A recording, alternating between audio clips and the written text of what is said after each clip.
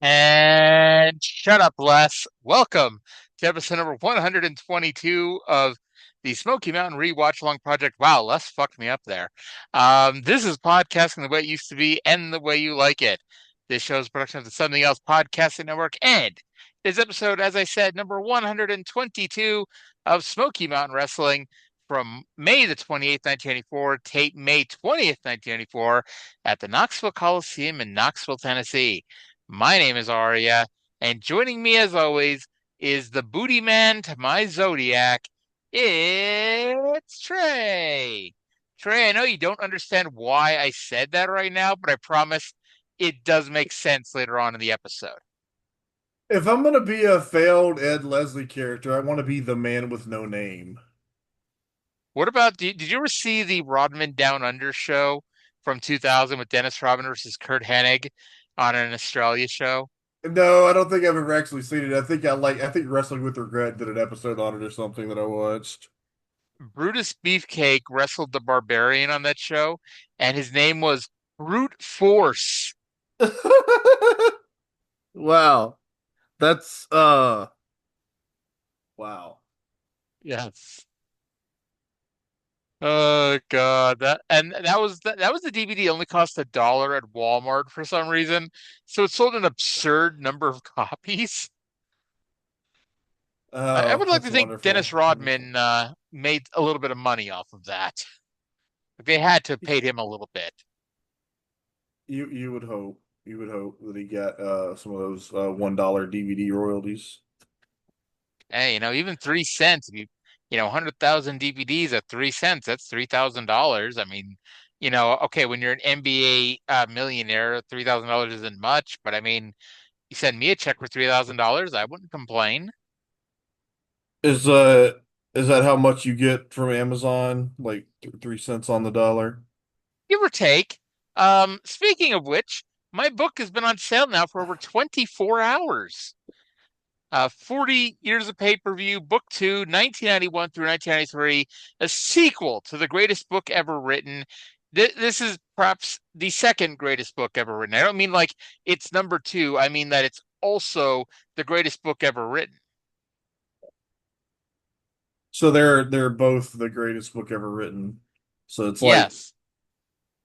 so is that it's like how like Tiger Mask, like Mitsuharu Misawa was Tiger Mask 2, like we call him Tiger Mask 2, but he was only ever just called Tiger Mask because it's like it's not a sequel, it's a remake. So it's like a reimagining. There you go. Um, by the way, we have a shout out on this show. Oh, Remember last week when we said at the end of the show that if anyone was still listening to comment down below and we would shout them out on this week's show? I do recall that. Like not like the show was barely up for a few hours and we got a comment from Kevin Jolly 2247. Still listening. Thumbs up, Kevin Kevin Jolly Kevin 2247. Jolly 22347 2247. 2247 Kevin Jolly 2247. What Yes. Kevin, what's going on? Are you okay, buddy? Why are you listening to this? I like that you're actively trying to run off our listener. No, please stay, but just let us know if you need to talk. Yes, between the two of us, we have a lot of experience with mental health issues. Oh, now we're implying that our listener has mental health issues. Oh, Lord. Thank you for listening, Kevin Jolly 2247. Let's be honest, our shows are just if mental health issues had a wrestling podcast. I think this show helps our mental health issues. Oh, Lord. Did you ever watch Brooklyn Nine-Nine? I didn't. I saw like clips of it and it looked funny, but I don't know. I never watched it. I'd recommend it. It's on the cock, I believe.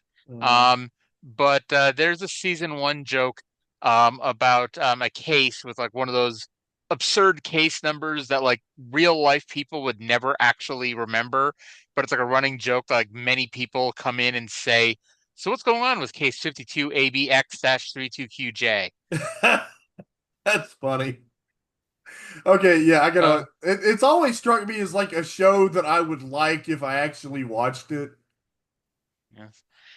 And you'd be able to tell us who you think is the true amazing human slash genius if you watch the show. Okay, well, I have like a 2 months on my cock subscription left, so maybe I'll give that a look.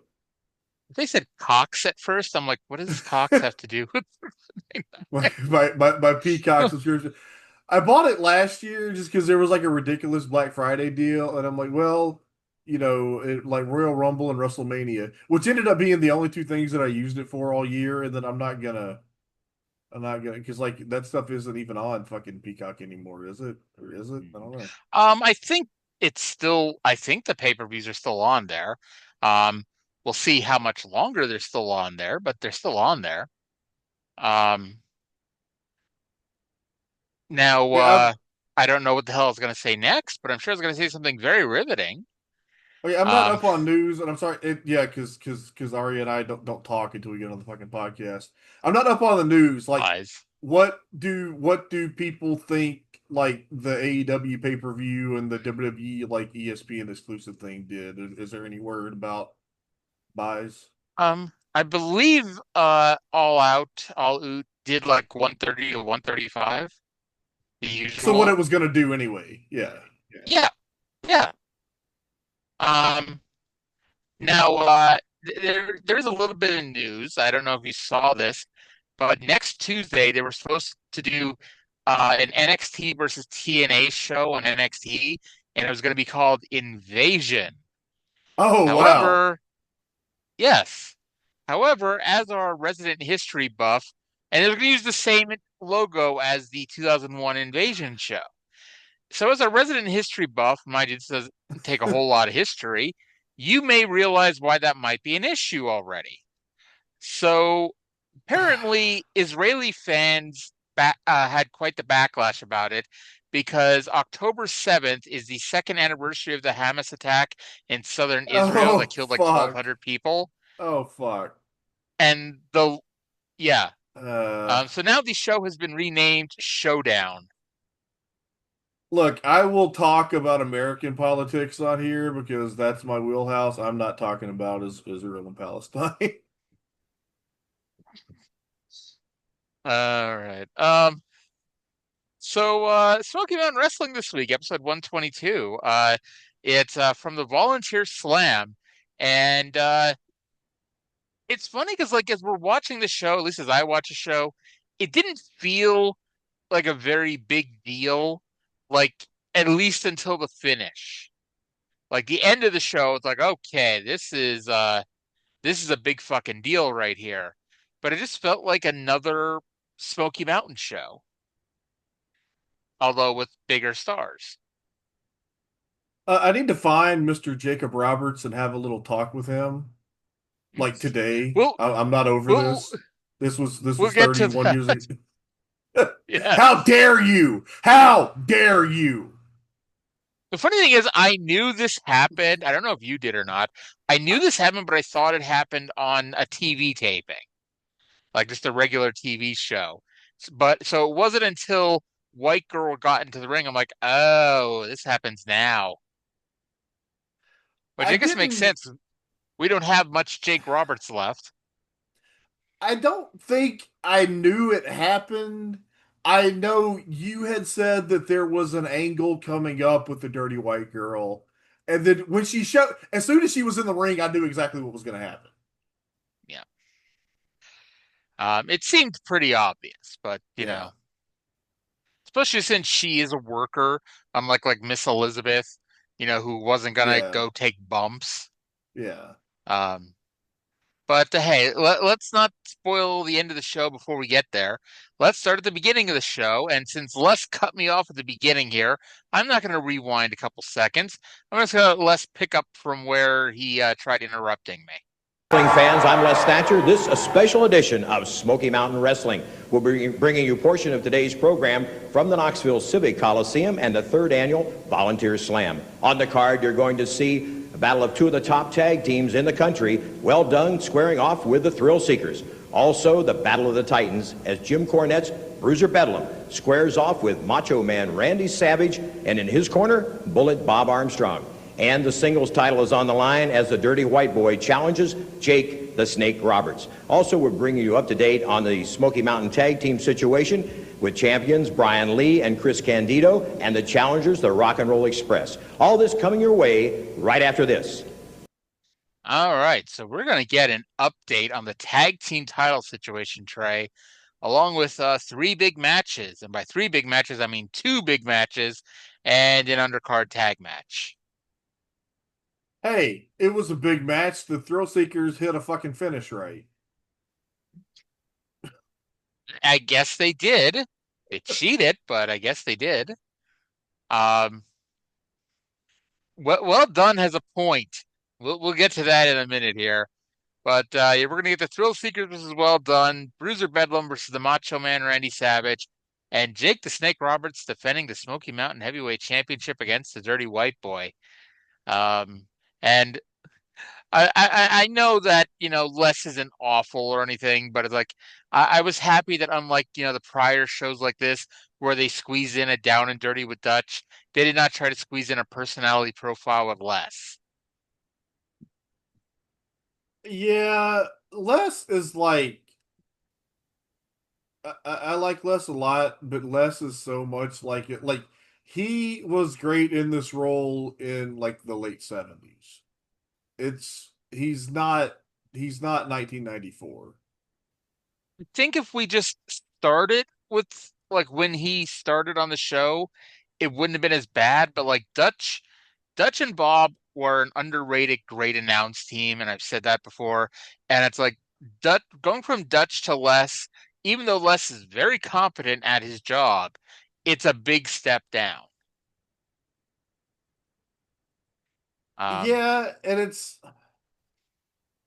you're right. It's mostly just that Bob and Dutch were just like they had such a special chemistry.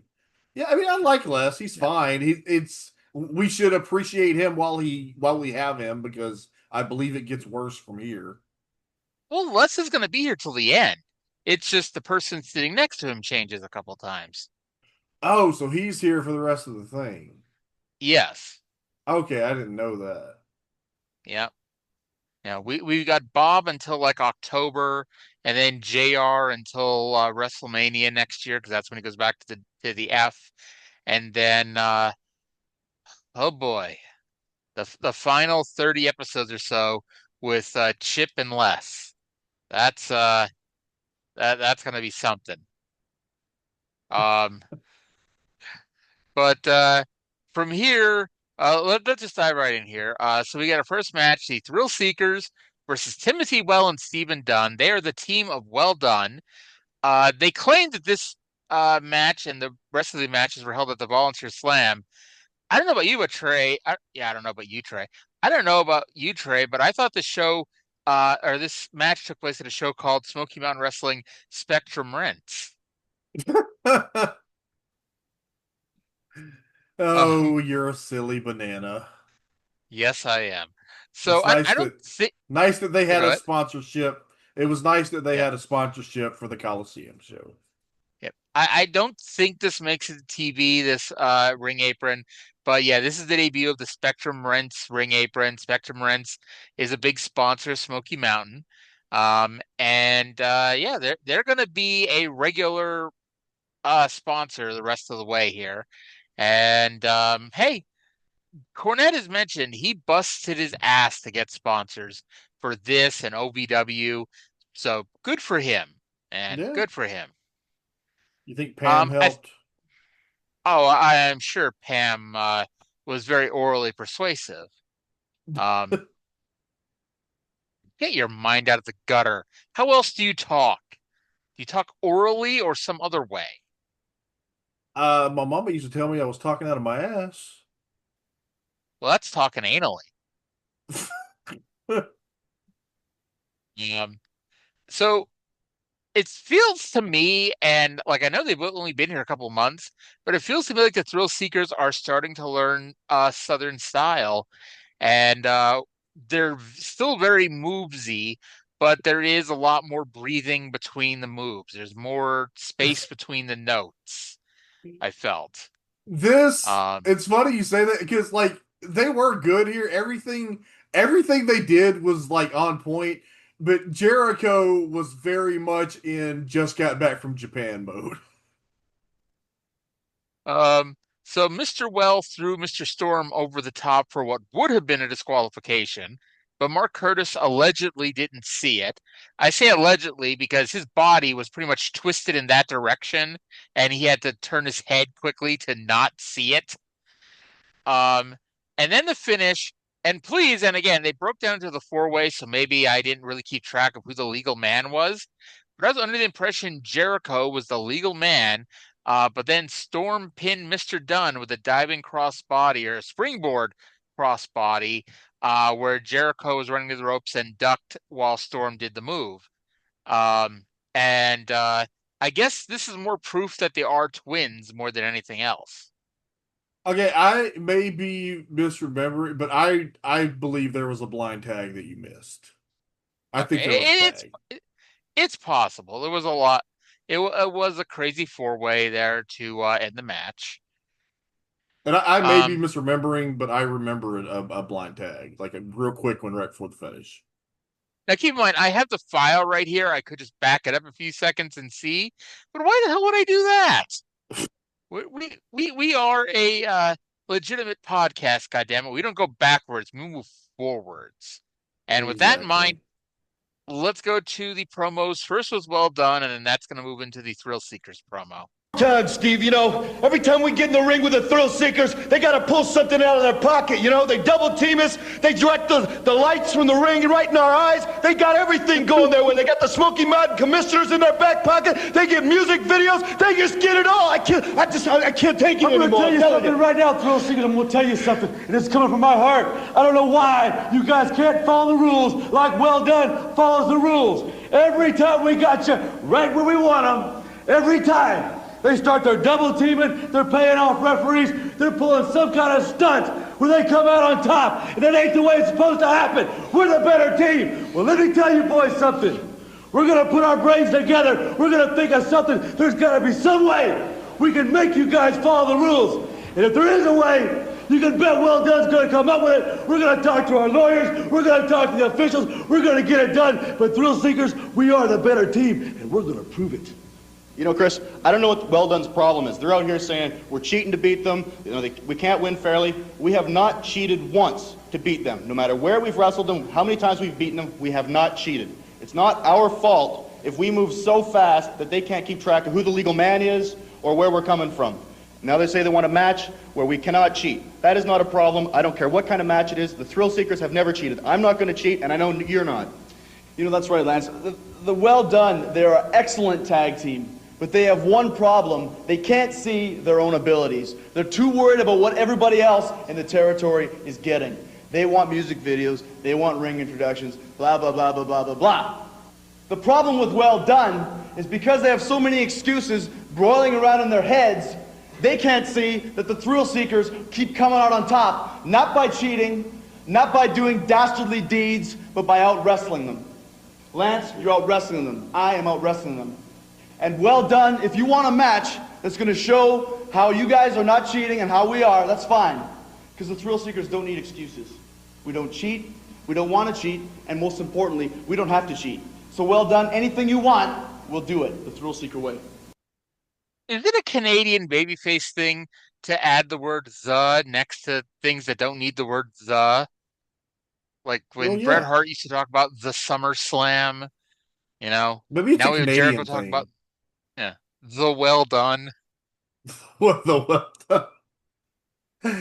Okay, they're Oh, kind of growing on me. They're kind of growing on me as dipshit heels. Well, I'll say the well done. Yeah, I honestly wrote. I know Trey's not gonna like to hear this, but I like this promo. I thought they showed good underneath heel fire for a promo here, and I know where this is going, and I'm sure if you don't know, if you took 5 seconds thought about it, you probably know where this is going. But it's like I like where this is going because they're accusing these guys of cheating, and the baby faces are claiming that they don't cheat because they're good, honorable Christian athletes. They would never cheat. And so we're gonna have to find a way to enforce the rules more. it took Um, me a minute to figure out what they were getting at, but then I was like, yep. Yep. Apparently, Lance and Chris are in charge of hanging up the lights before the show. I mean, that is a very 1990, well, it's not even 1990s. It's a very independent wrestling thing that the young guys the ring crew. So, I mean, it's very possible Lance and Chris were up there putting up the lights before the show started. I think the Coliseum probably had its own lighting rig even then, right? I, it's very possible, but I mean, come on, I'm going off the idea that I, Lance and Chris are doing ring crew. I'm at least in this point, I'm pretty sure Corny had his own actual ring crew. you, Um, you know what? You know what should have been well done's entrance music. I don't know. I mean, are you a Halloween fan? Like, I mean, the Michael Myers movies, not the holiday. Not a super big fan, but I know the movies. Okay, so there's a scene in Halloween 5 where there are inexplicably this pair of dipshit bumbling cops. And the movie tells you that they're dipshit bumbling cops because they have this weird little like circus music undertone in the background. And that's the music that I hear in my head whenever Well Done are on screen. I thought to myself when Mr. Weld and Mr. Dunn said they were going to put their brains together to think of something to do, that's almost one entire brain. You are half the man that I am, and I have half the brain that you do. Exactly. I like that Lance broke out the "It's not our fault" line that he eventually uses as a heel in WCW. You know, um, Yeah. and Jericho points out that they don't want to cheat, and I'm like, that's so nice of them. What nice young men they are. They don't want to cheat. Good Christian athletes. Yes. Now, I forgot to mention this earlier, so I had to note this so I remember to talk to you. Remember, like a month or so ago, when I had issues with the video file when we tried to play it back here on this very show? Yeah. Well, I had those same fucking problems today when I tried to watch the show. Oh. So thankfully, thankfully it was like 12 noon and obviously had plenty of time. So I said fuck it and I just retorrented the entire run of Smoky Mountain Wrestling. And I'm like, I'm gonna put it on my good flash drive because like I got two flash drives, and one is very temperamental, and that happens Yeah. to be the one that has the Smoky Mountain run on it. So I'm like, fuck it, I'm gonna re-download it. I'm gonna put it on my good flash drive, and so right now I got the entire run on my computer. Okay, was it from Um, the same source as you downloaded it the yeah, first time? Because I'm pretty yeah, sure it's the same source that I have mine from. it's the exact same torrent. It's the free Okay. leech version on XWT Classic. Because It there's must be one that your is not free leech. it I yeah, think it's the fucking flash drive. it must be because I never have any problem with my files. Yeah. So hopefully I don't have any more problems moving forward. I'm confident I won't. That's good. So we got a replay of last week's violent incident with Tracy Smothers and Bruiser Bedlam, and it made me think. You know, what do you think would happen if Bruiser Bedlam and Stella Mae French ran into each other on the highway? I think they'd fall in love. I think it's possible. I think Terry Von Erich would not be able to stop and ask if he's tougher than Gino Hernandez because I think Bruiser Bedlam would just murder him to death.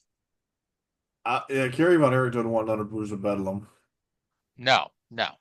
I think that's why Kerry did the Von Erich thing because, he Oh, knew Bruiser Bedlam was going to be around.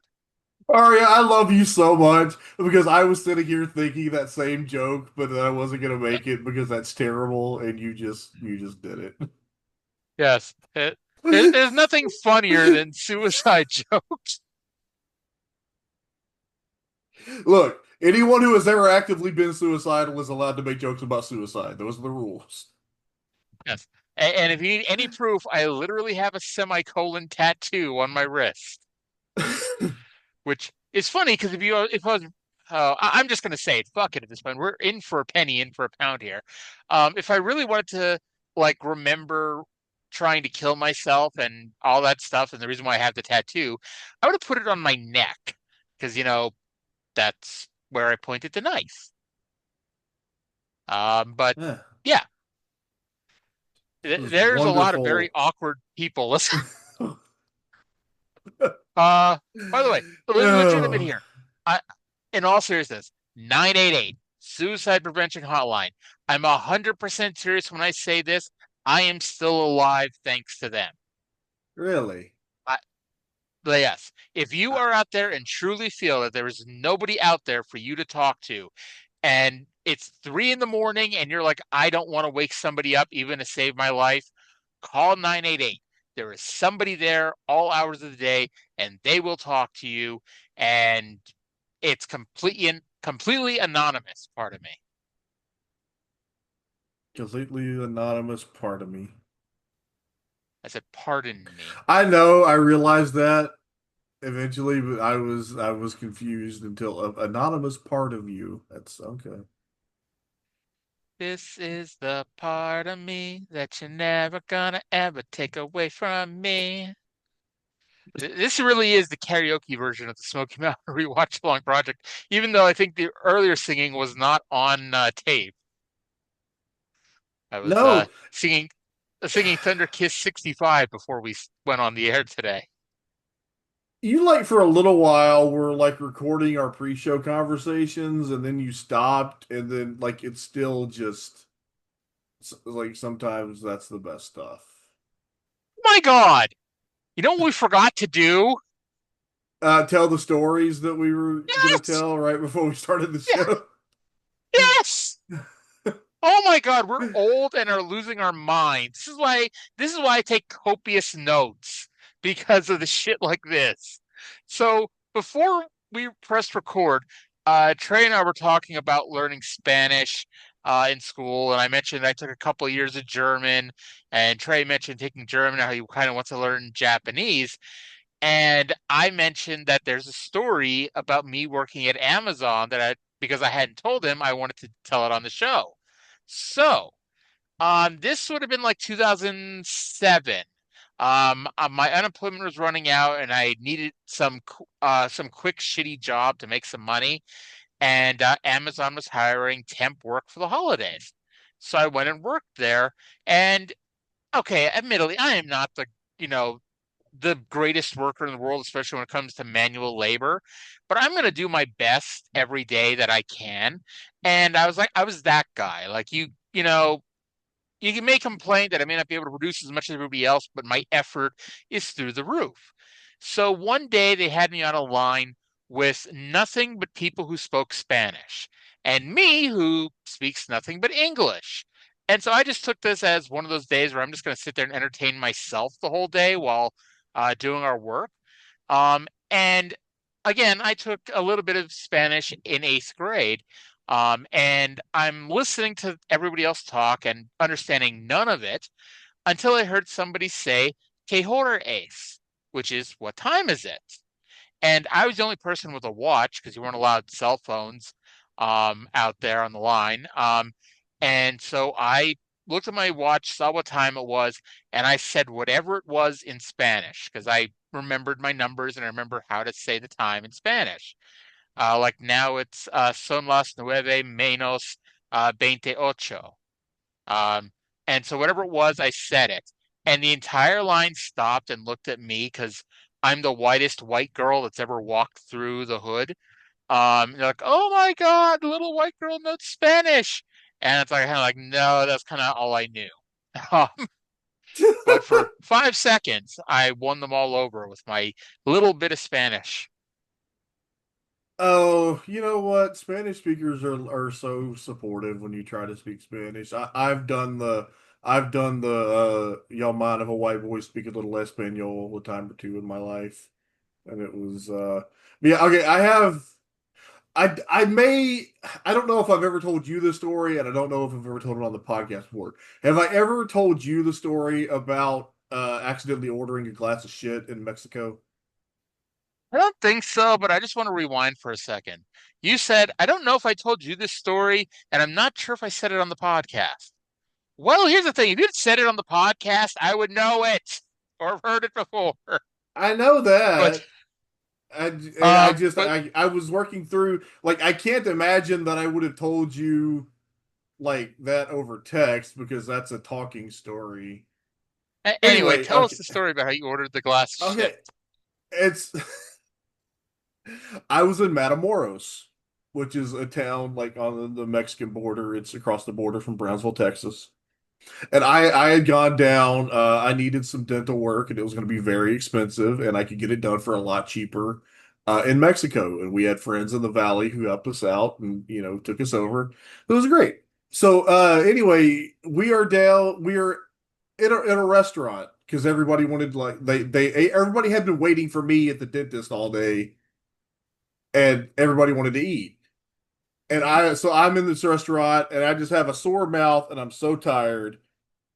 And the waiter asked me what I want to drink, and I meant to ask for Coca, which is Coke, and I know where this instead is going. I asked for caca, which means shit. I'm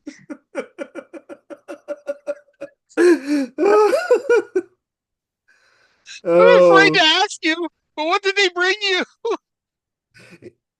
I they realized it immediately and were very, very polite about it. And then the guy offered to sell me painkillers.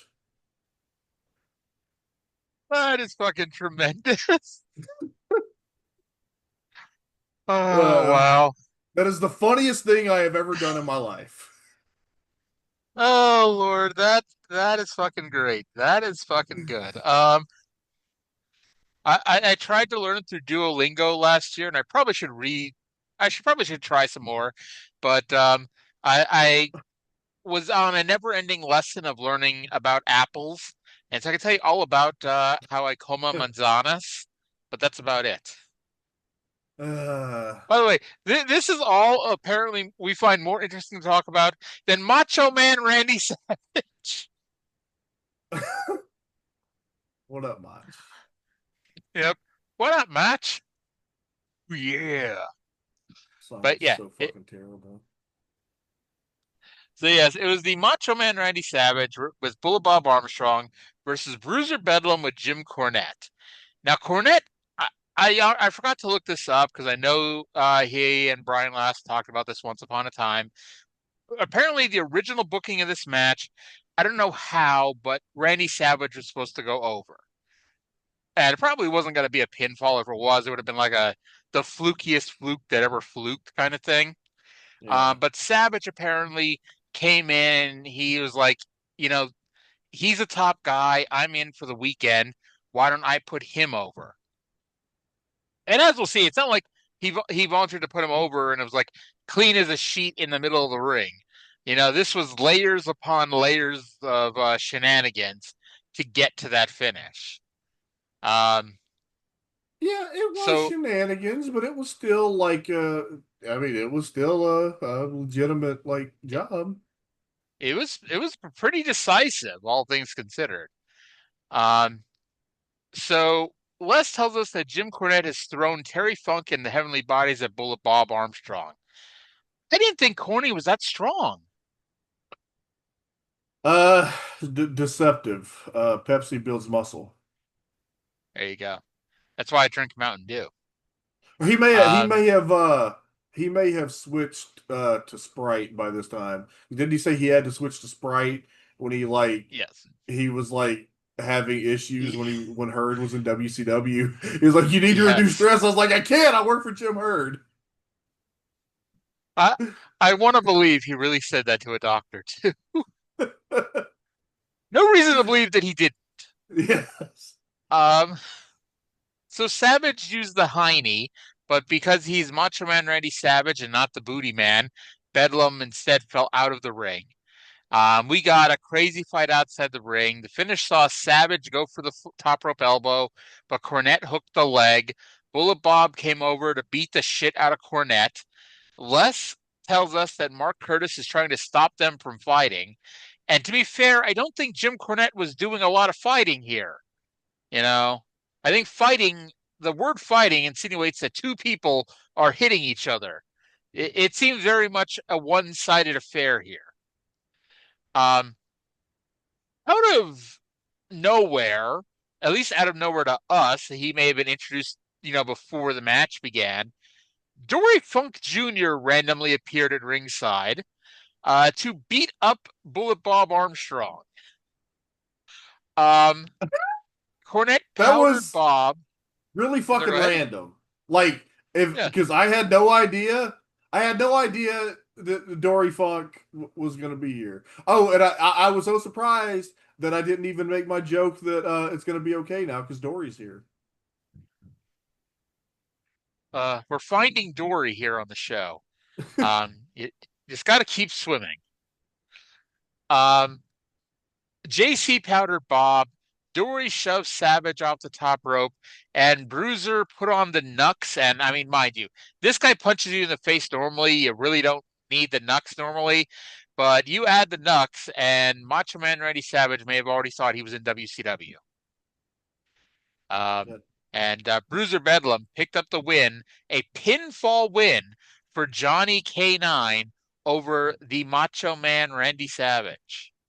So Savage got knocked into the middle of next year. Yes. Or at least to get knocked into December. Oh yeah, he was there by December. And doesn't he wrestle fucking Avalanche at Starrcade? Am I remembering that right? No, Avalanche wrestles Sting.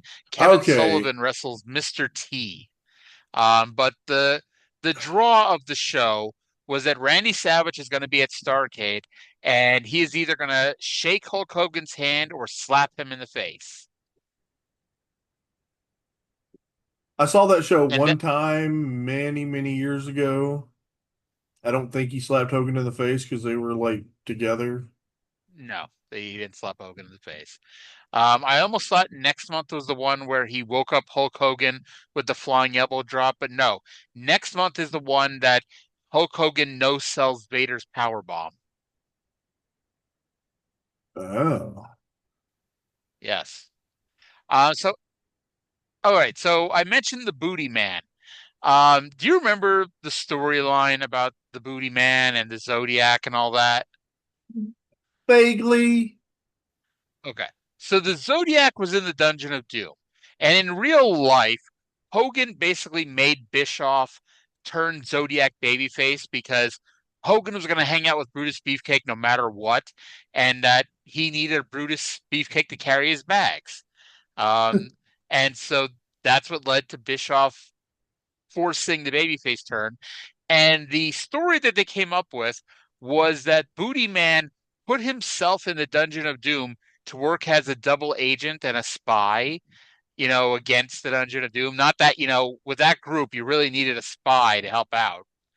But anyway, I feel like Kevin Sullivan had a lawsuit, the Taskmaster Kevin Sullivan, not the real life person, had a lawsuit against Hulk Hogan and Brutus Beefcake. Because when Kevin Sullivan put together his team for War Games, he put Zodiac in there, and Zodiac's the person who submitted to Hulk Hogan's rear chin lock. Now, if he's a double agent, Zodiac should have tried to get out of that match because, this is, incredibly unfair, especially since the stipulations of the match were if Hogan wins, he gets 5 minutes with Kevin Sullivan in the cage. It's incredibly unfair to have a double agent in the match, especially since he's the guy that did the job. I'm just appalled that you were dignifying that shit with this much thought. I actually thought about that years ago when I was doing my Nitro rewatch, and I got to that point in '96 where they said that the Booty Man was a double agent. I'm like, wait a second, you know? Um, by the way, so what is the all-time worst heel war game side? So Dungeon of Doom has to be up there because it was Zodiac, Kamala, the Shark, and Mank. And no offense to any four of those individual people, but that team is so bad that the person that started, that had to go the whole match from the heel side, was fucking John Tenta. Oh, I don't think I've ever seen that one. That one, they, they tried to give a little bit of intrigue to it. Because, like, I mean, it was painfully obvious who's going to win that fucking match. But they tried to put a little bit of intrigue that Luger and Savage didn't get along and they may cost each other the match. But I can't imagine anyone actually thought that they would actually cost each other the match. Now, and technically, it's a different name for the same match, but the other worst heel side in War Games history would probably be Lethal Lockdown 2013, the Aces and Eights, which was Devon, Doc, Mr. Anderson, Nux, and Garrett Bischoff. Oh my God. Oh, Yep. fucking. Okay, Devon, who was the second one? Doc, so Luke Okay, Gallows, Devon, Gallows, Nux, the Mike Knox, Knox, Mike Knox, Mr. yeah, Anderson, and Mr. Anderson and Garrett Bischoff. and Garrett. So yeah, okay. Look, when Devon is like the best worker on the team, like Devon was exhausted from carrying one guy to a career. You think he's got to carry this whole fucking heel side? And that's not nothing against, like, I've never met Luke Gallows, but I'm sure he's a nice guy. I'm sure Garrett's a nice guy. Nux, I'm sure he's a nice guy. Mr. Anderson in the right spots. Like, I know you are besties with Bully Ray, but Mr. Anderson and Bully Ray had some pretty good matches in TNA. Like, it was garbage matches, but hey, whatever works sometimes. But they had a couple pretty good matches. So I think Anderson in the right situation could have held his own, but like Nux, no. Garrett, no. And this was before Doc went to New Japan and, got the chemistry with Carl Anderson. It's like, no. And like Devon, like, yeah, Devon, it's like he's having to carry the team. And Devon was never the greatest worker in the world. And when you're the best worker on the Aces and Eights, the only way it could have been worse, because you know which member of the Aces and Eights was missing and wrestled in the match before this against Kurt Angle? Bully Ray. No, this was the show where Bully turned heel and was revealed as the president of the Aces and Oh, Eights. okay. I forgot that that was how that went. Okay, so who else was an Aces and Eights that wrestled Kurt Angle? Wes Briscoe, who was so Uh, bad that the WWE would not even keep him on at a time where all they were signing were second generation wrestlers.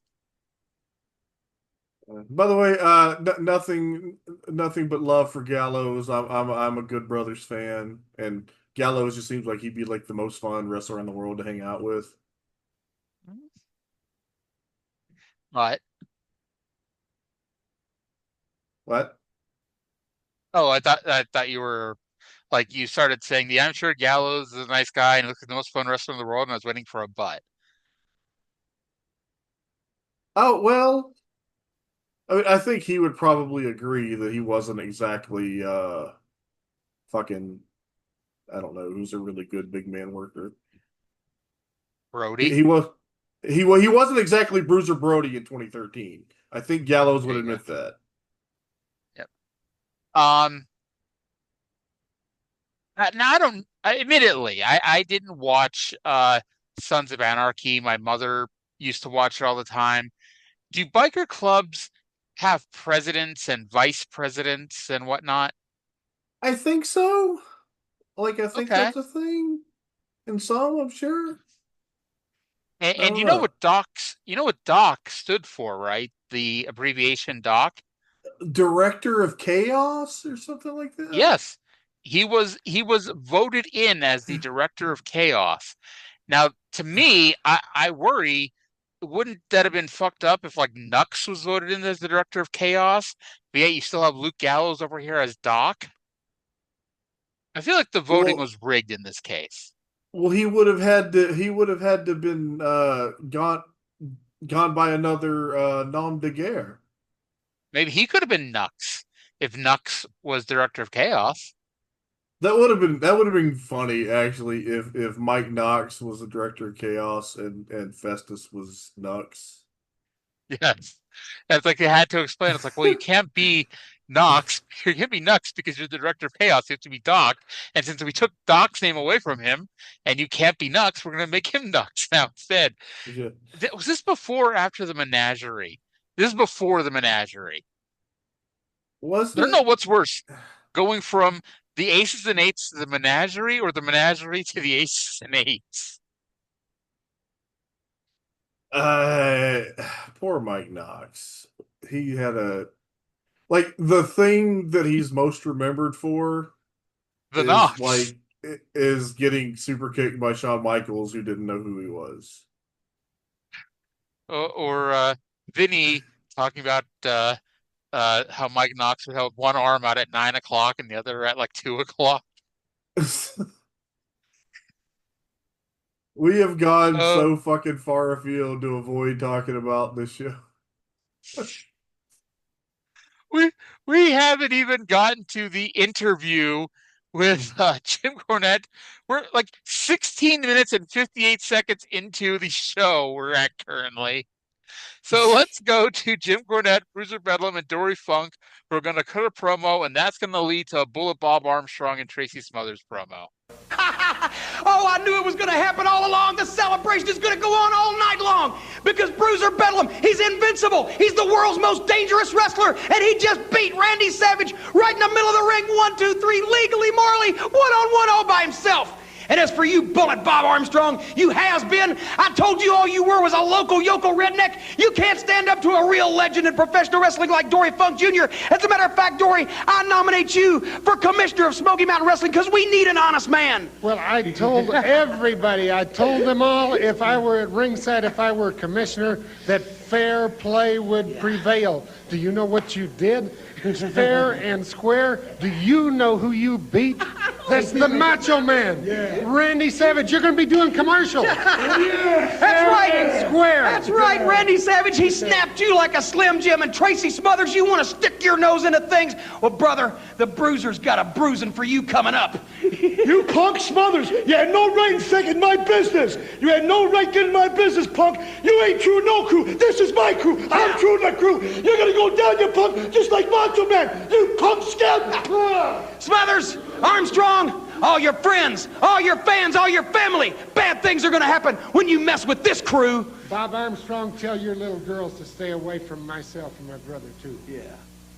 You know, Tracy, there ain't nothing I'd do short of selling my soul to the devil to get back in the ring after what's just happened. Somebody needs to do something. I need to do something. I'm tired of him and his cronies. I'm talking about Cornette's criminals. Dory Funk Jr.'s jumped in now. He's just like that Texas racehorse that came out of the gate, started, stumbled, fretted, and fell. I need to get in there and take care of business. And you know what? I'm just about ready to give him that commission. I know you're about ready to do it, Bullet, but leave it to us. That's what they want, man. That's so Cornette can take over Smoky Mountain Wrestling again. You got myself, you got Scott and Steve, you got Armstrong's Army.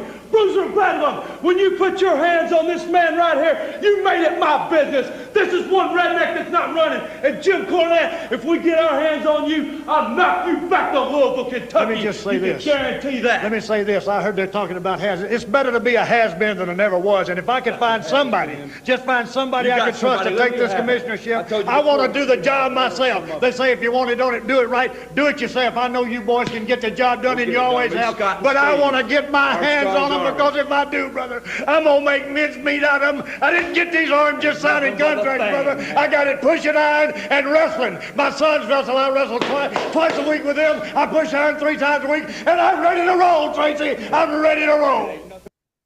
Okay, so, and again, I forgot to go back and watch as we were talking about this. Did I miss Tracy doing a run-in at the end of that match? Because no. they certainly talked like Tracy too. Did a run-in. Yeah. But yeah. So was this the most emotional I've ever heard or that Dory Funk has ever been? Because I'm like, man, this guy suddenly I understand why the fucking guy was the NWA champion. Like, you know, he was like always like the most bored sounding promo ever, but man, he was fired up here. And poor Tracy Smothers, he's not true to the crew. Darn, poor Tracy. Remember the story in Jericho's book about he said he stood up to Bruiser Bedlam? Vaguely. What was the deal? I guess he was rooming with Bruiser Bedlam, and Bruiser was being a slob, and Jericho stood up to him, and Bruiser threatened to fight him, and because Jericho didn't back down, Bruiser liked him, and didn't kick his ass. Casey O'Connor called bullshit on that one. So I don't think that Casey O'Connor is terribly credible. It's like that's like a recurring theme with Jericho, though. It's come up several times in his career. Like he does not give a fuck. Like if you're he does not give a fuck if you will beat his ass. Like he's not going to back down. So like I can absolutely see him like not backing down because Bruiser Bedlam, like Jericho just ain't he just ain't wired that way. By the way, I felt like I was missing something again because they talked about Scott and Steve, who haven't been on fucking TV in at least 6 months. Well, the Army wasn't needed. Now it's needed. I guess not. The Army's not needed when we have Ron and Don Harris and the Moondogs on TV. There's another coalition of Cornette's criminals. Yes. I just really hope that we get more Armstrong's Army like Woods training vignettes. Yes. Or even just a replay of last year's vignette. Yeah. Now, did you watch the early days of The Simpsons? Like, I'm not asking are you watching season 36 or whatever on right now, but like, did you watch it like back in the day? Some. Do you remember the Treehouse of Horror episode where Homer sold his soul for a donut? Yeah. And it led to a big trial. Well, I think that's why Bullet Bob can't get the devil to show up to sell his soul, because the devil got burned on that deal with Homer, and so he may be like, fuck this. People trying to sell their soul to me and being able to back out of it. So Bullet Bob can blame Homer Simpson as to why he can't sell his soul to the devil to get back in the ring. Well, I mean, maybe Bullet Bob, maybe the devil just knows that that SMW doesn't honor Stips anyway, so it wouldn't be a good purchase. It's very possible. All right, so from here we get a recap of the bad feelings that exist between the Rock and Roll Express and Kiss Candido. Imagine Chris Candido coming out dressed like Gene Simmons. Oh, that'd be money. And Primetime Brian Lee. And from here we go to Les, who is with Tammy Fitch, who's the young lady who filed a sexual discrimination lawsuit against Smoky Mountain Wrestling a little over 1 year ago. But let's go to Les and Tammy. Tammy Fitch. Tammy, you've heard it from Commissioner Bob Armstrong, right? The title match, the tag team titles are on the line. Chris and Brian are defending against Rock and Roll Express. Great. And here is the big one, Pile Driver is legal and it is non-sanctioned, meaning that Smoky Mountain Wrestling is exonerated from anything that happens. You can't sue them, and if one of your boys is carted out of that ring on a stretcher, then you're the one that's going to have to suffer the consequences. So it's on the line, the title's up, pile driver's legal. How do you feel about it now? It's ridiculous. What do you think? How do you think I would feel about this? My boys have to be in a pile drive match with the Rock and Roll Express. Smoky Mountain has this thing against me, this obsession with me, to make my life miserable. Not only do they want Chris and Brian to lose the belts, but they want them hurt. Wait a minute. They want them hurt, but isn't that what you want to happen to the Rock and Roll Express? Well, yes, because they deserve it. Don't interrupt me. Who do you think you are? Not only does Smoky Mountain Wrestling want my boys to lose the belts, they want them hurt, they want them carried out on stretchers, and it's just not fair. I'm going to call my attorney. I'm going to do everything humanly possible to try to get an injunction against this match that shouldn't be happening. We should have a wrestling match, not some kind of stupid pile-driving, unsanctioned match that we're going to have. It's not fair. I'm going to try to do something about it, take care of my boys, and just like they always taught me at Wellesley, do unto others before they do unto you. And my boys are going to pile drive the Rock and Roll Express before they even have the chance. The wisdom and comments of Miss Tammy Fitch. All right, so we mentioned earlier that there was not an official episode of Personality Profile with Les, but I do believe this was a special edition of Less and Less with Les. Yeah. She is not happy about the pile driver match, but not for the same reasons that I'm not happy about it. I'm not happy about it because, they're putting an unsanctioned match is going to have a sanctioned championship on the line. That's just impossible. Yeah. Plus, how are you able to force them? We're always hearing about how contracts have to be negotiated for matches. So how is Bullet Bob allowed to just announce a stipulation that had no negotiations ahead of time? And, that one half of the match obviously does not want to have this match. Well, maybe that's the next phase in the storyline. Maybe that's how we get Bullet Bob out of power, that he's impeached for gross incompetence over this pile driver match. Now, I did like Les pointing out, isn't that what you want to do to the Rock and Roll Express, is to hurt them? And Tammy, though, I have an issue, because Tammy says that the Rock and Roll Express deserved to be hurt. Robert Gibson did nothing wrong. Why is he being punished? Why do they want to hurt Robert Gibson? It's Ricky Morton who sexually assaulted her on TV a few weeks ago. Well, I feel like if you know that your friend has committed sex crimes and you're still their friend, you're kind of a bad person too. Now, do you think it's possible that Robert Gibson isn't backing away from this match because he thinks that if you give him a power driver, it'll uncross his eyes? God damn it. You just say all the terrible things that I only think. I definitely wrote that thinking about your reaction to that. So yes, that match is still to come. So we did not see the no disqualification, no count out match that they apparently had. That was in fact won by Brian Lee and Chris Candido. And at the end of the show, they announced that next week is a tag team title match. And I'm assuming it's the pile driver match, but they don't actually say that. And I didn't watch next week's episode. I probably won't watch that until next Tuesday at like 6 p.m. Eastern before we record the show at 8 p.m. Eastern.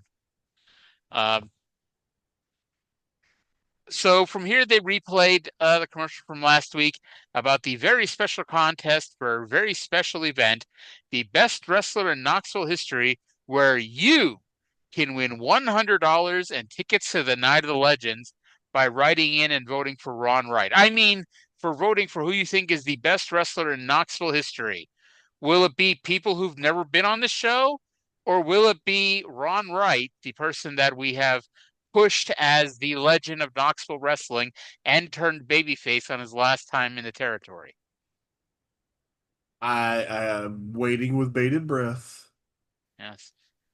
Plus, we're going to induct people into the Knoxville Wrestling Hall of Fame. And I haven't went and looked at the list, but spoiler alert, I'm pretty sure one of them is going to be Ron Wright.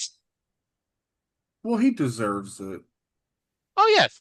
If anybody deserves to go into a Hall of Fame, I don't care what Hall of Fame.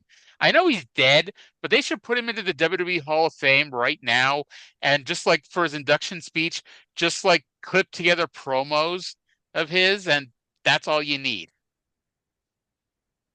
Yeah, They could bring he's out they could unfortunately bring out no longer White with Boy. us. Yeah, Oh they could yeah, bring that'd out be White Boy to tremendous. do the introduction. Yeah. I'm sure Mr. Ron Wright would love to be inducted in Saudi Arabia. Oh my God. So you know how WWE likes to put in like a local guy, when they do the Hall of Fame? Uh, so who do you think is going in during the Saudi Arabia WrestleMania? Do they should just go. Mansoor. I was gonna say Mansoor, or just go for broke and put in uh, what's his name, the Prince, the one who murdered Jamal Khashoggi. Uh, Maybe they'll He's put got a in killer Muhammad finisher. Hassan. Oh my God, would it be worse? Somehow Muhammad Hassan being inducted in Saudi Arabia would be worse than if they inducted the Prince and said that he had a killer finisher. I don't What? know about that. Because at least, well, okay, take out the murdery part of it. Because I mean, if you do Muhammad Hassan as the local hero, he wasn't even supposed to be from Saudi Arabia.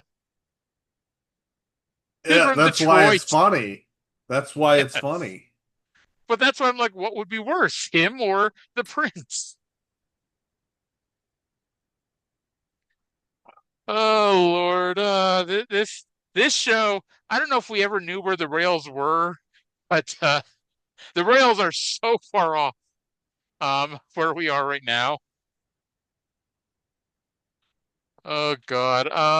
So tell people about. Oh, I don't know. I think I need to handle this because you might get very upset. Jake the Snake Roberts versus Dirty White Boy for the Smoky Mountain Heavyweight title. I thought this was better than the TV match. Maybe it's because the TV match lowered my expectations. But and so I was properly expecting what I was going to get here. Mark Curtis got bumped multiple times. He probably deserved it. And Jake taped White Boy to the middle rope. At this point, the Oriental brought Jake the Snake Roberts a bag. Here comes the Oriental with a bag, said Les Thatcher. And he never remembered Horner's name. He just kept saying the Oriental. Later on, he called him the Oriental Warrior. Oh Lord, he must have put the Chris equals blonde, Lance equals black on two different hands because he could have put down the Oriental equals Kendo the Samurai, but he ran out of room. Yeah, he But tried. but after the Oriental brought out a bag, the Oriental then carried off Mark Curtis. So he carried Mark Curtis away from a good match. Um, actually, before Trey's girlfriend hit the ring, a fan hit the ring to get given a short arm clothesline by Jake. Did you see who that was? I didn't pick up on it. I honestly thought it was Bobby Blaze for a second.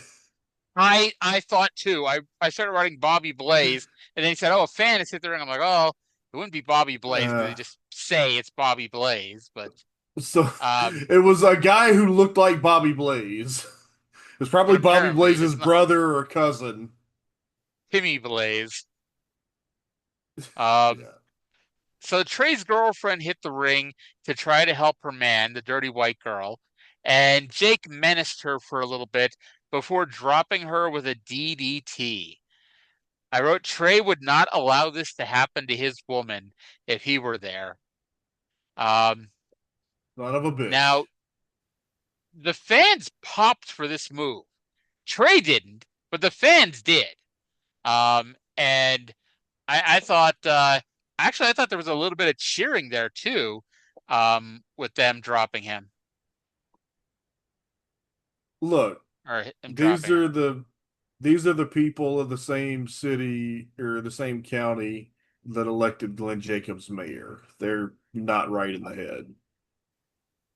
It's possible Jake gave them all a DDT at some point. I think he gave Glenn Jacobs 30 or 40 of them, apparently.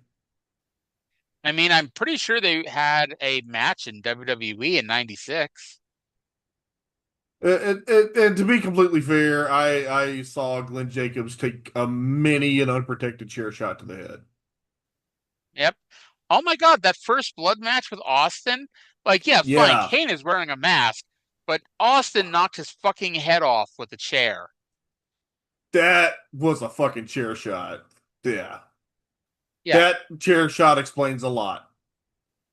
Yes, it does. Now, after hitting the DDT, Jake, being an old school wrestler, what do they teach you? The point is to win the match. So he hit the DDT and then went for the cover. Naturally, it's just habit, just wrestler habit. Yeah. Yeah. He went for the cover. I was shocked he didn't hook the leg. I think that was very insulting towards your girl there. But he didn't hook the leg. I guess Mark Curtis wasn't around because he got carried away by the Oriental earlier. But eventually Tracy Smothers, Robert Gibson, and the Thrill Seekers made the save. Does Ricky Morton only go after women when he can make out with them? And he figured he can't take advantage of white girl with white boy right there? Almost certainly. Yeah. It's a good thing no one listened to this show because we would so get a cease and desist letter. This was the worst thing Grizzly Smith has ever done. Quite possibly. By the way, Jake Roberts defeated Isaac Yankem DDS on Monday Night Raw number 148, taped on February 19th, 1996, and then beat him again on a series of house shows in Germany later that year. So, yeah, I think it goes without saying that Jake dropped Glenn Jacobs on his head a couple times. Yeah, it certainly seems like it. So this match, in case you weren't sure, was in fact a no contest. All right. That's correct. Now, the next segment, I liked it, but part of me thought it was weird. And then I found out the story behind it. So I'm not going to play it, but basically Les is talking to the cameraman named Mark, and I'll give you two guesses who the cameraman probably was. And they went into the dressing room where the white girl was taken after being left unconscious into the ring. And I'm like, you're not supposed to take an unconscious person and carry them to another part of the arena. Like, let the medics take care of white girl and take her out from the ring. Well, apparently there was a reason this happened. Apparently a fan legitimately called 911 and paramedics legitimately showed up. And so they had to take white girl away to check on her in the hospital. Oh, I bet Cornette was pissed.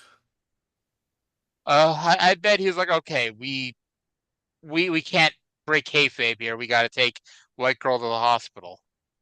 And I like that white boy. I'm pretty sure he didn't have the eye patch on the entire match. He had the eye patch on for this part. Like he went to the back and put it on. You think so? I didn't see it on during the match. Mind you, we only had the one camera shoot, which at one point, like during the Randy Savage match, Bullet Bob, Dory Funk, and Jim Cornette are off the side of the camera, and Les is calling it. Like, dude, you got to call what's on camera.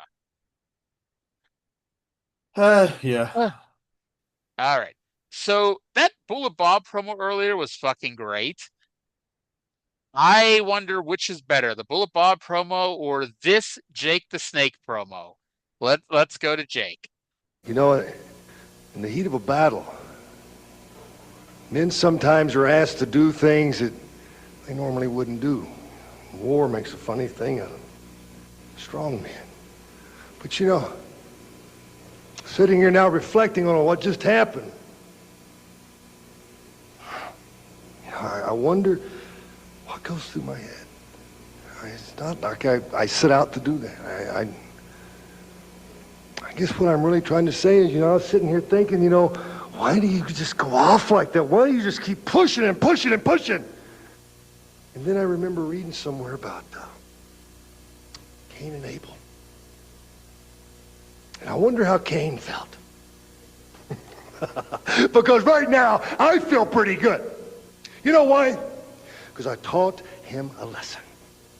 I showed him what I will sacrifice to get the job done. You see, if it means picking a chair up and throwing it across the room, Jake the Snake will pick that chair up and he will throw it further than anybody else. If it means pushing the red button that goes to the final countdown, Jake the Snake Roberts would do that. Why? I'll tell you why. Because nobody has given me a damn thing my whole life. I've had to reach out and grab for every crumb, for every drink I've ever wanted. I've asked them, bring me something to drink. Nobody brings me something to drink. They don't care if I die of thirst. They don't care if I starve to death. All they're interested in is in what they want. See, that's why Jake does the things that he does. It's not Jake's fault. Jake's a nice boy. I'm fun to play. But you see, Tony, I'm not playing with you. You are the example. The missus, she's not as bad as I thought she'd be. Keep her away if you want her. And if you want him, sweetheart, keep him away. Because remember, it is not my fault. So I fucking love this. I don't, spoiler alert, Jake Roberts is an amazing promo. You see, and the thing about Jake Roberts that you learn from this promo where he explains his motivations is that Jake Roberts is evil. Yes. Yes. No doubt. He is a very, very evil man. And, Trae, there's three things we should not joke about on this show: suicide, spousal abuse, and murder. And since we already joked about suicide, do you think OJ was watching the show at Rick Rubin's house?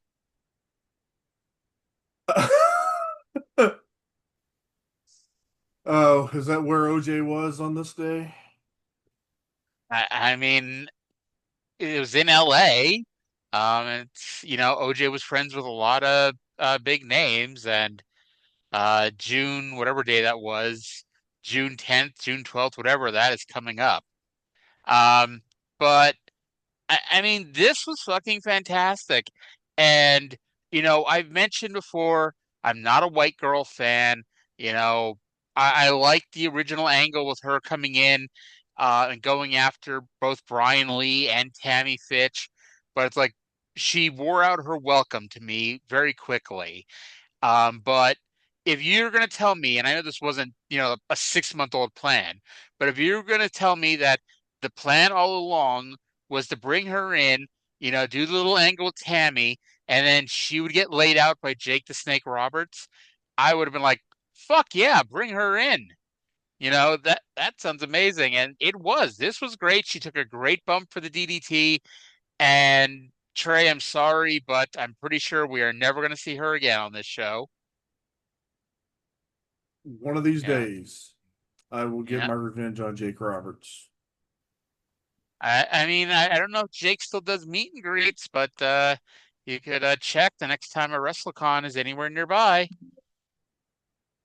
You remember when he was like, he traded Lance Archer to Don Callis for Roosh, and then he did like a couple of promos with LaFaction and Gobernable before never being seen again. I'll be honest, when he traded Lance Archer to Don Callis, I was convinced we were never going to see him again or ever get brought up. And so I was shocked when it got brought up. But Yeah. Jake is sitting next to Jeff Jarrett, waiting to go out for their next promo. Yeah. Yeah, I don't want to spoil the next month of AEW for you, but Jeff Jarrett still hasn't shown back up on television. Well, darn. Yep. I'm pissed about that. That was such a good angle. And I know it's not something like you couldn't get to it every week because the whole thing was Jarrett's going to win a title this year before he retires. But it's like, it is insane that he hasn't been on TV since the promo where he said that he was going to win a title this year before he retired. Yeah, that is quite curious. It's like, I don't know. Did we talk about Ash by Elegance on the show, or was it Cindy and I that talked about it? You mentioned it to me. So on the TNA Victory Road show last Friday, Ash by Elegance was supposed to wrestle Masha Slamovich, and then everything with Masha went down. She got pulled from the show, and Ash came out and randomly announced that she was relinquishing the Knockouts title and was leaving wrestling. And I read it as, she didn't say this, but I'm like, she's pregnant. That's my thought. I'm like, well, she's probably pregnant, and that's why she's stepping away for a bit. But she never explained what's going on, and there's been no story online that I've seen anyway as to why she's randomly disappeared. Well, I guess it's none of our business. It is none of our business, but it's a head scratcher. It is. Cool. Yeah. All righty. So that's it for Smoky Mountain. 122 down, 78 to go. We're 61% of the way through. Yay. Yep. So this is not the only news I have about Jake Roberts this week. Oh, really? And I'm going to be interested because I know he's leaving the show soon. I know he stops appearing in a couple weeks. But I'm going to be interested to see if he's on the next TV taping before going, because he lost the hair versus hair match to Conan, and he's bald now. He lost it at the AAA Triple Mania show on May 27th, and we'll have to see if Baldy makes an appearance. I just found out that was coming because when we were talking about the thing, I was searching like Jake Roberts SMW stuff, and I could see from the thumbnail that it's him with the bandana. Okay, so we do see Baldy. So I guess we'll see that here in a few weeks before he disappears. WCW's next two big shows were pretty much announced at this point. First being the Clash of the Champions with a title unification match between the WCW World Champion Rice Flair and the International World Champion Sting. And this is supposed to be Hulk Hogan's first live appearance for WCW to build up the Bash at the Beach, July 17th, Flair versus Hogan, theoretically, for the WCW World Heavyweight title. Yeah, I actually watched, like, a few years ago, I watched some of the pay-per-views from the first, like, in classes from the first half of 94. And it's that show, like, that Flair and Sting match, because the match was like, Hogan is coming in, and we got to unify these belts so we can put, like, the big gold belt on the Hulk. So that's the purpose of the match. And if you've never seen it, it's got the most, like, predictable swerve of all time. Like, with super duper obvious. Sensuous Sherry. Yeah. Yep. It's not a bad match, it's Flair and Sting. No. But, like, that match is the end of an era in WCW. WCW was never the same again after that. Pretty much. But did you know, or do you remember that they fucked up the editing of the Saturday night shows?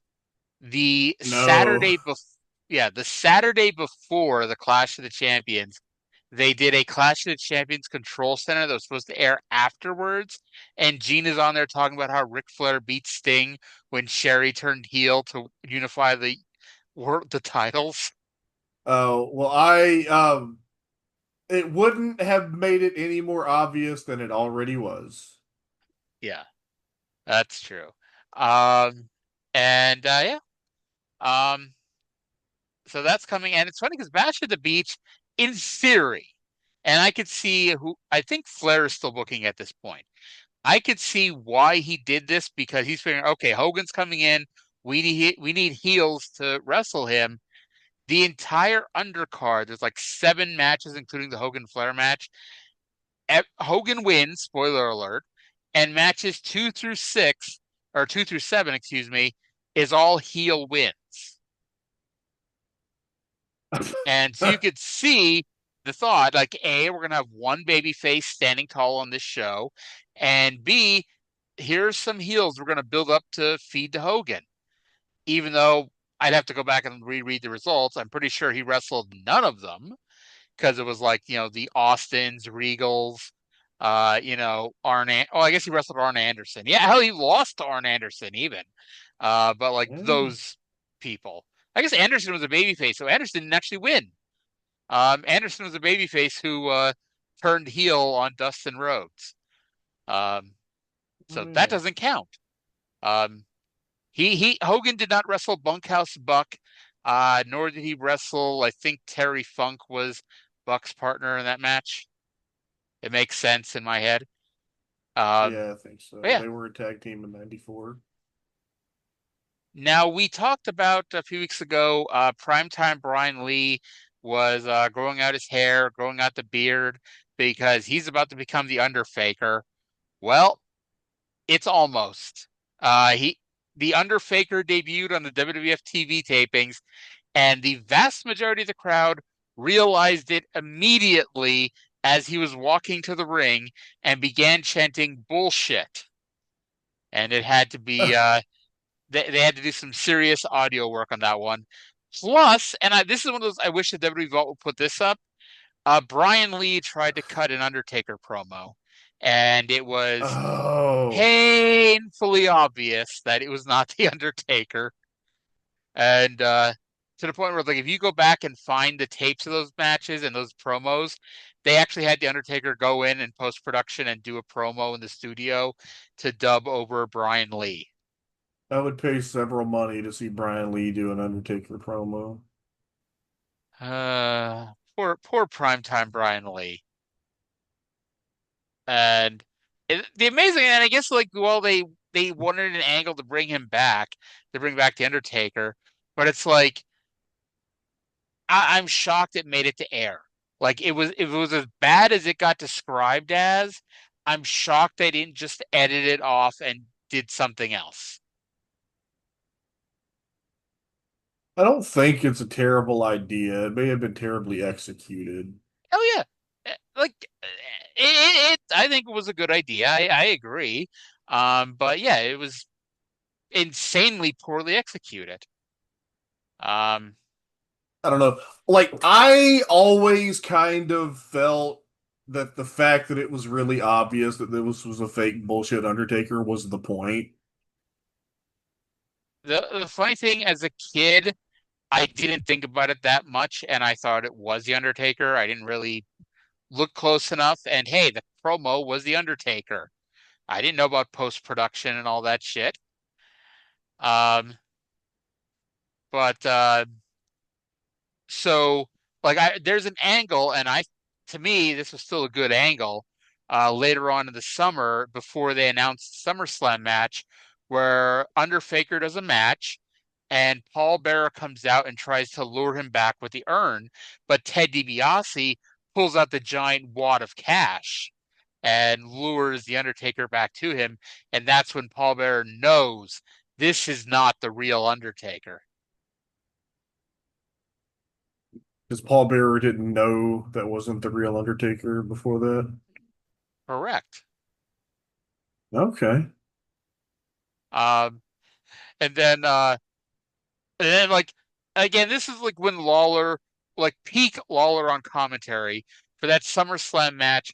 Like Paul Bearer comes out, they push the double wide, double deep casket from the Royal Rumble out, and Paul Bearer reaches in, and there's no Undertaker. There's just an urn. And Lawler's like, oh, he doesn't have an Undertaker. I guess that urn is going to have to wrestle the Undertaker. And, well, cue what are amazing special effects in 1994 pro wrestling. How about that? Yeah. And the 83rd ever so slight alteration of the Undertaker's theme song. There's ever so many, ever so slight variations. Yeah. By the way, I may have to start listening to the Brian and Vinny show again tonight. They're doing 20 years ago this week on TNA Impact. Oh my God. They've quit Mid-South apparently and are going to TNA. And to me, I'm sitting there like, okay, you went from my Mid-South show and now you're going after my TNA show. Except they got it backwards because, you know, I'm still 2 years before Impact on Spike TV. Yeah, you're not going that far, I hope. Honestly, I'm pretty sure I fucking am. Like, we'll see when we get to that far, but yeah. So I was thinking about this the other day, and as I've mentioned, and we've gone a little bit off with the timeline, but so I'd have to redouble check it. But I believe we finished Smoky Mountain at the same time that Gino Hernandez dies. Like in that same couple week period of time there. So I was thinking, because we want to move on to OVW after this, what do you think that instead of turning this show into the OVW show, we just drop World Class at that point and make the Tuesday show Mid-South and OVW?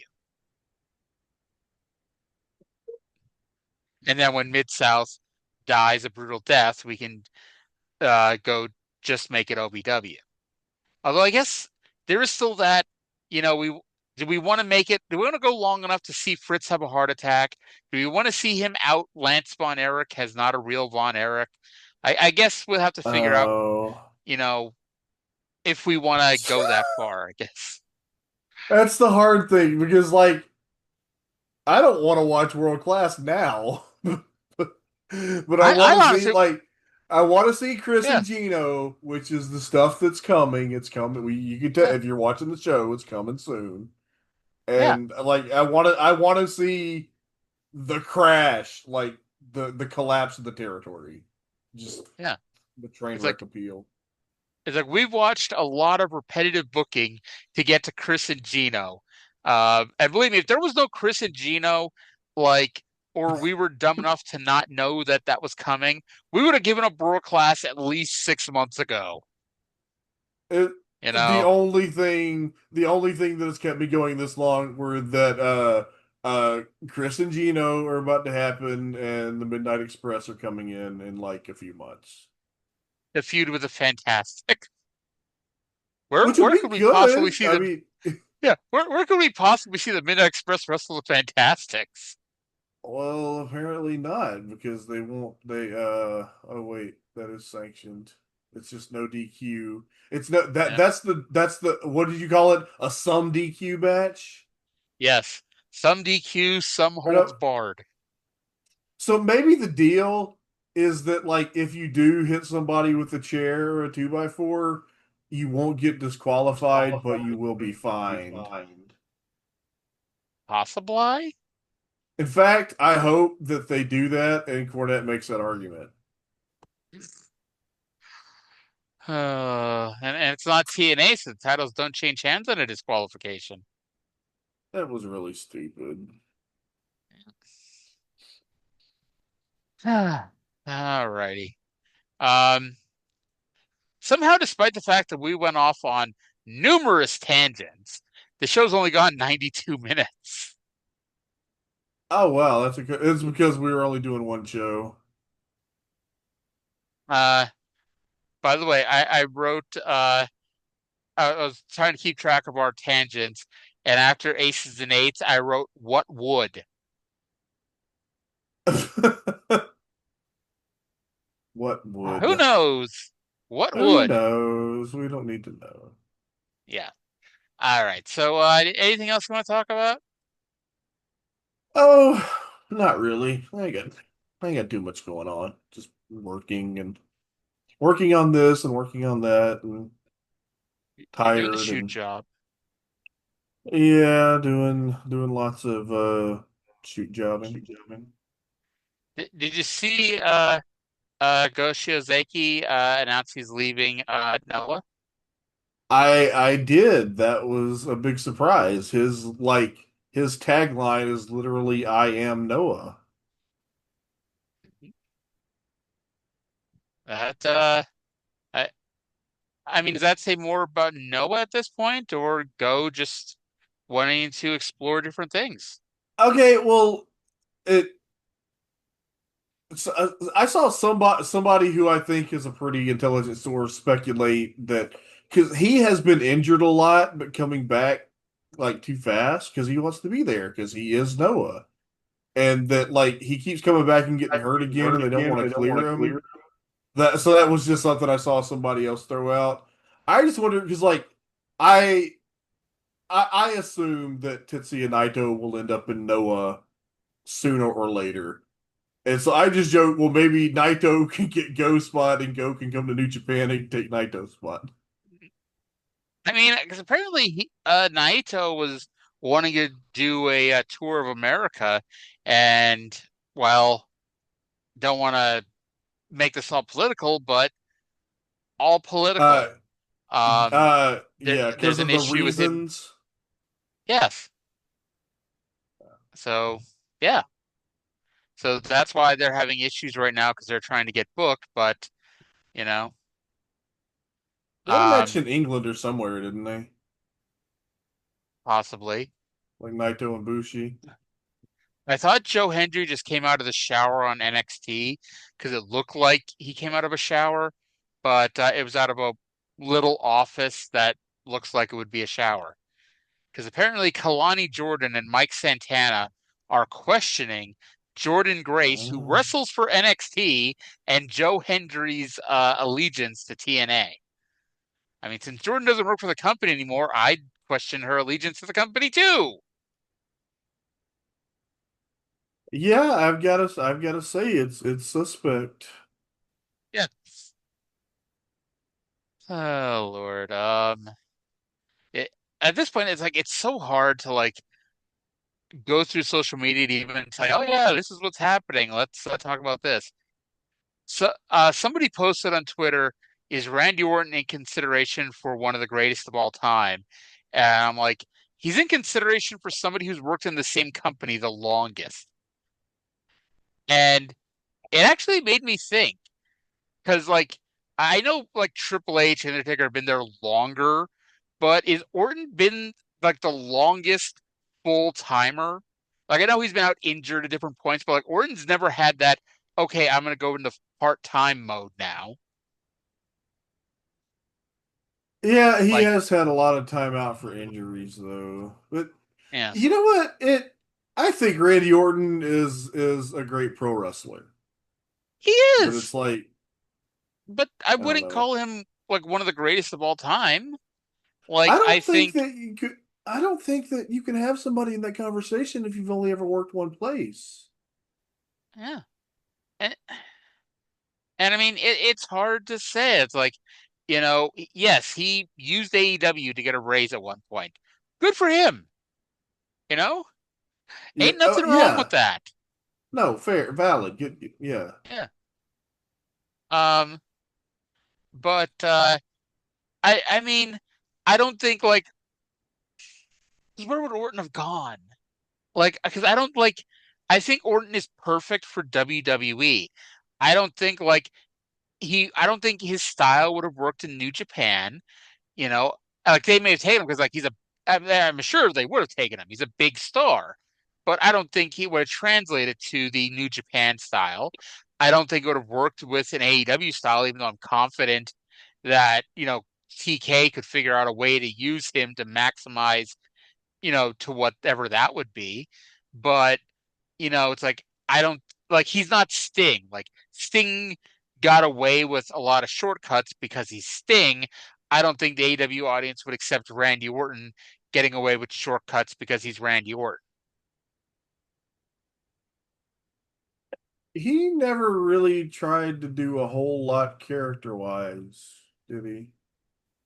I mean, not since he got to what became the Viper character, because it started when he got, well, I don't want to say rewarded because he was being punished for destroying hotel rooms, and then like everybody else was injured or suspended, so he got a push by default. And so like that was around the time that he became the Randy Orton that we now know him as. And that's when he started walking slower. That's when he started talking slower. That's when he started giving everyone the kick head. And it's like it very much became the Randy Orton that we now know. He has the aura of a smug dickhead that reminds me so much of somebody I grew up with. Like, by all accounts, like, and I don't know because you never hear any stories anymore, but he was a colossal dickhead, for the longest time. Like, I remember on Bourbon Street, the week of WrestleMania 30, it's like, I get he wants to be left alone, and I get he values his privacy, but if you want to be left alone and you value your privacy, you don't step out on the Bourbon Street and stand leaning against a building while there's thousands of wrestling fans walking by and get pissed off because they won't leave you alone. I'm like, I'm sorry. If you want to be left alone, you don't stand in the fucking street when you're Randy Orton. Yeah, that's very much a bad choice. Yeah. And hey, I met Sami Zayn that weekend. Super nice guy. Mojo Rawley, super nice guy. Connor of the Ascension, nice guy. You know? And like Randy Orton, my brother tried harassing him, and like Orton just glared at him. Um, I didn't even bother going over because I knew how that would go. Like, I win, why by the bother? way. I win Sorry, what was because that? I win because I met Masato Tanaka that weekend. Well, I know it wasn't that weekend. It was 11 years later, but I win because I met Minoru Suzuki more recently than you met Minoru Suzuki. Because as That soon as means I I said met that, I remembered you met him too. That means I met Minoru Suzuki before you did. But I met him more recently. I met the great Sasuke. You never met the great Sasuke, have you? I don't believe so, no. Unless like he was just a guy walking down the street without his mask on. I didn't recognize him, which is possible. I love that how this has turned from if Randy Orton works somewhere other than WWE to meeting the great Sasuke. I was at this was the other New Orleans WrestleMania weekend. I was at the venue that the Ring of Honor show was at. And I'm just walking through the concourse and I see two men. And it's Rocky Romero and Tiger Hattori. And I said, "Hey, Rocky," and then I went and asked Tiger Hattori if I could get a picture. I like that you didn't ask Rocky Romero for a picture, just Tiger Hattori. Well, it's Please tell like me Rocky Romero took the picture. I don't remember. It might Oh. it might have just been a selfie. But it's like there's a pretty good chance I'll run into Rocky Romero somewhere someday. There's a lot less likelihood I'm ever going to run into Tiger Hattori again. I almost literally ran into Moose outside of a TNA show in Albany. I forget which one because I've been to a few of them in Albany. But Moose was like I was leaving the building, and Moose was leaving the building from the other direction, going towards the bus that TNA was busing everyone in and out of. And like I was half paying attention because I was walking towards my car, and nearly walked into the 6'4", 275-pound, brick shit house that is Moose. Like Saw nice Nigel guy because McGuinness. like I talked to him for a Sorry, go second, ahead. and like he was a nice guy, but like it definitely gave off that I please leave me alone vibe. I And saw Night I saw Nigel McGuinness in the men's room once. I didn't try to make conversation. I was about to say, please tell me you. No, I did not. I did not do what producer Rob did to Don Callis. Technically, I met Nigel McGuinness too, but I paid him $20 to meet him. Um, and that was when he was still the Ring of Honor. I don't know if he was really. I don't know if he was the matchmaker at the time, but it was when he was a Ring of Honor commentator. And so I was texting my brother like, "Hey, come meet Nigel McGuinness," because we. It was when the three of us were waiting in line to meet Bret Hart, and so we took turns running around meeting people while the other one would stand in line. And he's like, "I don't care about Nigel McGuinness." I'm like, "Okay, whatever." How dare he? Yeah. That's also when I met Virgil, but that was mostly because I felt bad because like I'm standing in the never-ending line to meet Bret Hart, and Virgil is just sitting there by himself, and it's like I know it's the gimmick, Lonely Virgil, but I'm like I had to go meet Virgil. Wrestling superstar Virgil. Yes. Um, and it's funny because like this was right around the time where the controversy where like he had his thing that said Million Dollar Man Ted DiBiase and Virgil and would tell people that DiBiase was there. Well, it was obvious that he got told about that because he hitched it up a bit and put all his photos covering the Ted DiBiase part. Wow, I don't remember that, but that's funny. Um, I like that we almost ended the show 20 minutes ago. Well, This is why our listener loves this show. Just gonna say it. Like, we could have ended the show 20 minutes ago. Hell, if we would have stayed on topic, we could have ended the show 40 minutes ago. But it's like, this is us. We are, this is the OCD podcast, you know? Or listener, not OCD. This is the ADHD podcast, excuse me. I really hope that you're just bored at work and there's not like a problem. If there is, seriously, like, let us know. We'll bring you onto the show and we can talk it out. You know? Like that I'm booking guests, with mental health issues. By the way, since what the Well, hell, we're already at the point that I'm shocked anybody's still listening to this. So so anybody listening to this who listened to yesterday's show with Cindy, Cindy's getting shoulder surgery next month in November, and she actually dinged me during the show and asked me to ask you if she can't go 1 week because of her surgery, if you could fill in on TNA. It would be, I think her surgery is like the 11th of November, so it'll be around that day. yeah, I'm sure, probably. Sounds good. I'll let you know. Hey, we're at the point where Russo's about to be given the boot for a few months, because Hogan is on his way in. How's that go? I have trouble remembering this Jeff Jarrett Hulk Hogan match that they spend months building up. No, I remember it because he went to Japan to hit him with a guitar. Yes, I remember that part, and I remember Jarrett and Jimmy Hart cutting promos, and I remember them announcing the November 30th show. I just don't remember a November 30th show. Well, surely. That was supposed to be the Surely, big 3-hour TNA show, the first Sunday night 3-hour pay-per-view that they were going to build to by having you watch 4 2-hour pay-per-views to build to the 3-hour pay-per-view. I can only imagine how that could have actually gone if they'd done that. I hadn't thought about that in a long time. It's even more ridiculous than I remember. How do you think that would have gone? Like, whether or not they actually had Hogan. Like, and I imagine Hogan would have sold a few extra buys.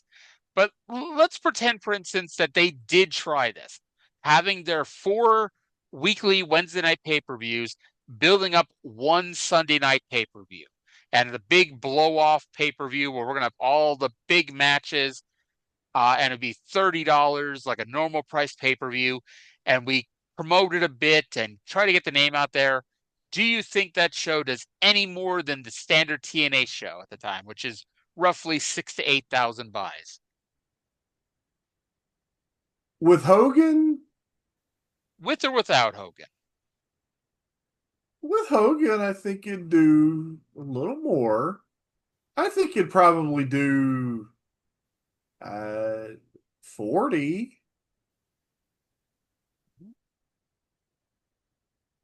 I'm not saying that's good. I'm saying I think they would have done a little bit better than the 10 they were doing.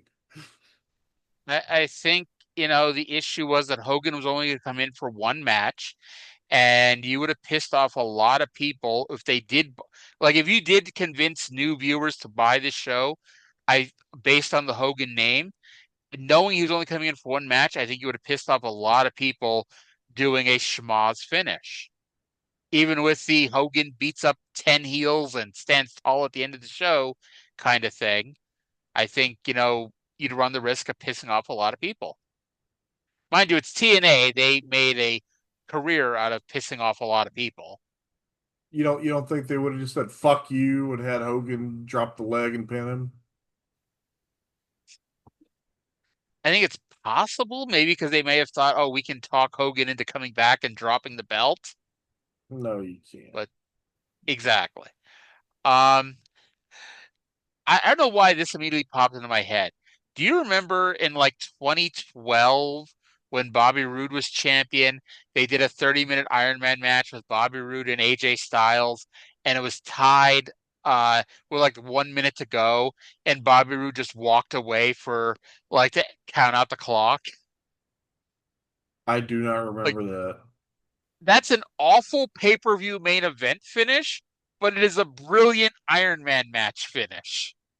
He's the champion. He retains on a draw. Why is he staying in the ring and trying to wrestle? Well, because you're supposed to have the pride of a champion.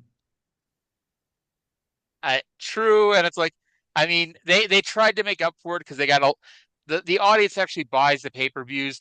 There was a lot of backlash, so they did a 5 more minutes match on Impact with Roode and AJ that Roode won. A 5-minute match he won. Yes. And it was called a 5 more minutes match. Do you remember? I don't even know if he actually won it, because I think there's a chance it went to the 5-minute time limit draw. Go on, I'm going to look this up while you ask what I remember. Do you remember Fall Brawl 2000 when Paul Orndorff was in like the Natural Born Thrillers and Filthy Animals elimination match, and they stopped the match because he got injured or he had like a stinger? Yep, and they then, kind of stopped the match. Okay, so the next night on Nitro, they like picked up the match from where it had left off with like whatever 3 against 4, yes. 2 against 3, or whatever it was. Yes. Oh, was that it? I thought you were going to say something else. No, that was all. I'm sorry. That wasn't entertaining at all. Oh, no, it was. I just, like, much like earlier when I was expecting you to say but, I was expecting more to it. So I got some news for you. TNA being TNA, the 5 more minutes match. I was right the first time. Bobby Roode did defeat AJ Styles in the 5 more minutes match, and the match went 5 minutes and 24 seconds. Oh, that's I wouldn't even think otherwise. I was good. I actually was like, after I said it, I'm like, man, I bet it was like a fucking time limit draw. But so I looked it up and I was like, thank you to Cage Match for confirming the 5 more minutes match went 30 seconds too long. Thank you, Cage Match, for telling us important things. Yep. And then that was the start of the build to Bobby Roode versus Jeff Hardy, which I did not remember this, but Jeff Hardy apparently won by disqualification on pay-per-view. They did a rematch on TV that went to a no contest. And then I think the next month's way they did the 4-way. Yeah, they did the 4-way as Bobby Roode, your BFF, Jeff Hardy, and James Storm. I remembered the James Storm part because I'm like, this was the first time Roode and Storm were wrestling since the breakup. And it was like it was a random 4-way on pay-per-view. In case you're shocked, This is the time the TNA killed their buy rates. While you're listening to me describe all this. That was the time that I think it was like 2011 when I finally reached the point of like I was watching Impact and I'm like, I fucking hate this. And I had been watching Impact like for as long as there had been Impact. And it just finally got to the point. And that again, that was the point in my life where I was actually doing well and things were going in a good direction. So my wrestling consumption overall was down. But that was the point that I just like gave up on TNA. And then I watched a little bit in like 2013 just because that was like they were doing those shows from like the Hammerstein and stuff, and they were kind of interesting. So it was essentially like I came back for like the last couple of months before they left Spike TV. That was 2014, for what it's worth. Yeah, okay, 2013, somewhere in there. Yeah. 2012, they like after the rough early start, the summer of 2012, they went live on Impact every week, or live on Impact, live on Spike every week, and that was pretty good. Even though the funny thing is, like they were pretty good, but at two of their worst angles ever at the same time because it was during the Aces and Eights and during Claire Lynch. Oh God, that was fucking dreadful. Yep. And it's funny because, like I said, that was like one of the best streaks of Impact because, like, the rest of the show was actually pretty damn good. But I forget when, but like a few years ago, I was randomly thinking about that episode of Impact where James Storm won the world title, and I'm like, wow, I want to rewatch because this was when I had TNA Plus. I'm like, I'm gonna rewatch that show because I don't remember anything else about that show. And after watching it, I realized why I don't remember anything else about that show. That was like one shitty ass show. It was like one of those times because it was right after Bound for Glory. It was right after Hogan turned babyface on Immortal. And like they started the show with like a 45-minute promo segment that went through like 4 commercial breaks. So weird. Yeah. By this point, I was only listening to the Brian and Vinny reviews of TNA. By the way, we've now gone almost 2 hours after almost ending the show in 85 minutes. Let's call it. Let's call it. If you're still listening, thank you for listening. Buy my book, available now at better Amazon retailers worldwide. Yeah, thank you all for listening. Hope you all enjoyed the show somehow, and we'll talk to you again in 7 days. Bye.